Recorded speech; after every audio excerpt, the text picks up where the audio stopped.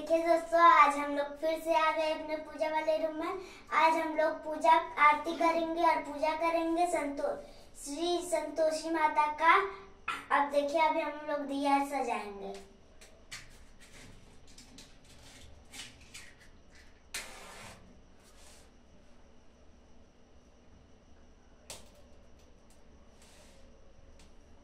हम लोग का दिया सज गया है। अब चलिए आरती स्टार्ट करते हैं। जय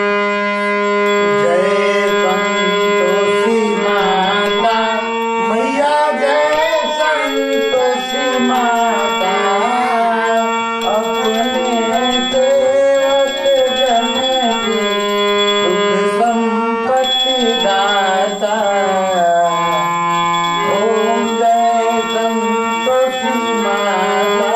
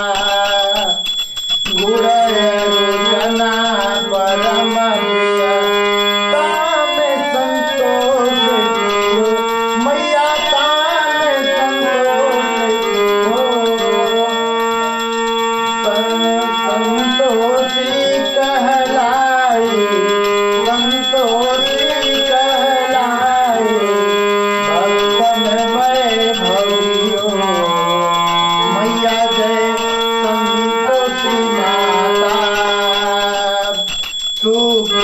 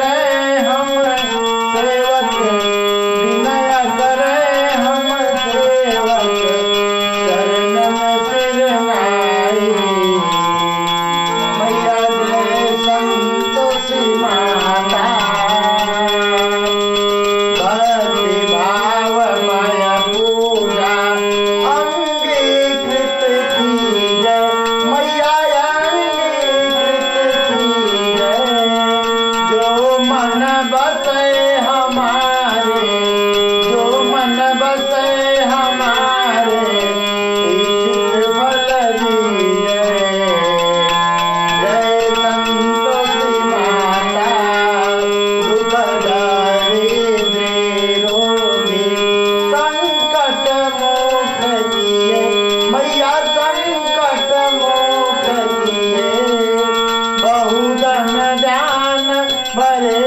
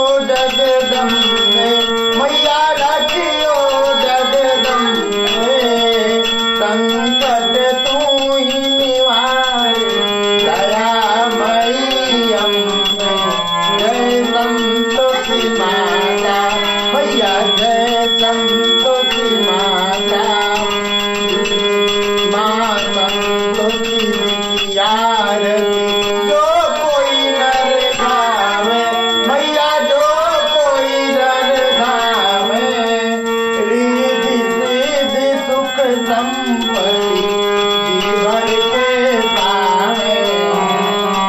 मैया जय संतोषी माता, जय संतोषी माता, मैया जय संतोषी माता। अपने सेवक जन की सुख संपत्ति दाता, मैया जय संतोषी माता। आज की आरती हम लोग की खत्म हुई। जय संतोषी माता।